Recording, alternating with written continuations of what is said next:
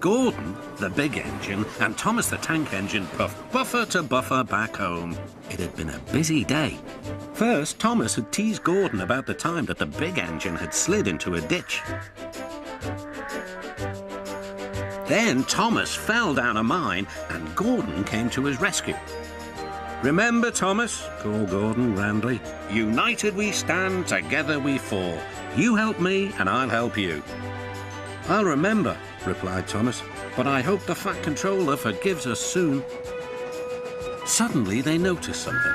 As the two engines whistled into the sheds, everywhere they looked they saw paint pots and painters. "Bust my buffers," said Thomas. "What's happening?" "Shh," whispered Percy. "The Fat Controller is going to tell us now." Ladies, gentlemen, and engines. I am honoured to inform you that Her Majesty the Queen herself is coming here to visit us. Now, on with the preparations. The engines wondered who would pull the royal train. "I'm too old to pull important trains," said Edward sadly. "I'm in disgrace," sighed Gordon gloomily. "He'll choose me, of course," boasted James. "You," snorted Henry, "you can't climb hills. He will ask me to pull the train, and I'll have a new coat of paint." Then the rain came. Henry's driver and fireman covered up their cab to keep dry. A painter was on the ladder above the line. Henry's smoke blew high into the air. The painter couldn't see.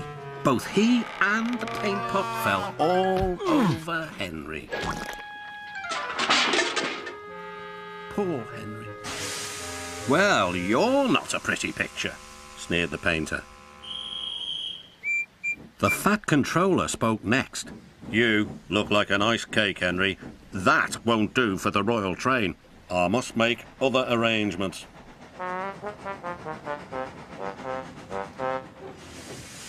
Gordon and Thomas were waiting for him. "Please, sir." "One at a time," replied the Fat Controller. "Yes, Gordon?" "May Thomas have his branch line again?" I think you are both very sorry and deserve a treat. Edward will go in front to clear the line. Thomas will look after the coaches, and Gordon will pull the train." The great day came. All the engines worked hard, bringing people to the town.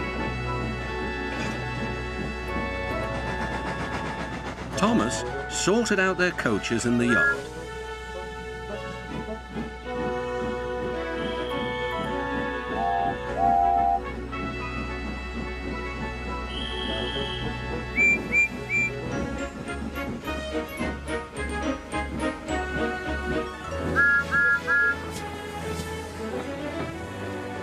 Edward steamed in. "Beep! The Queen is here!"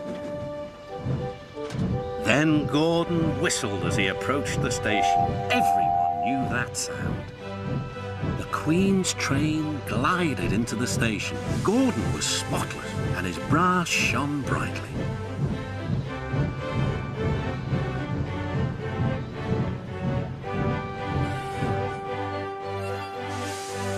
The Fat Controller stood to attention.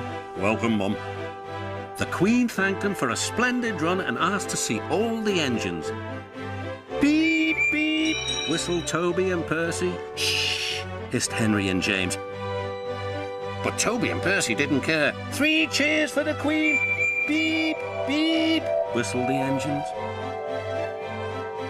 When it was time to leave, the Queen spoke specially to Thomas, who fetched her coaches. Then to Edward, and finally to Gordon, who took her away. No engines ever felt prouder than those on the Fat Controller's railway.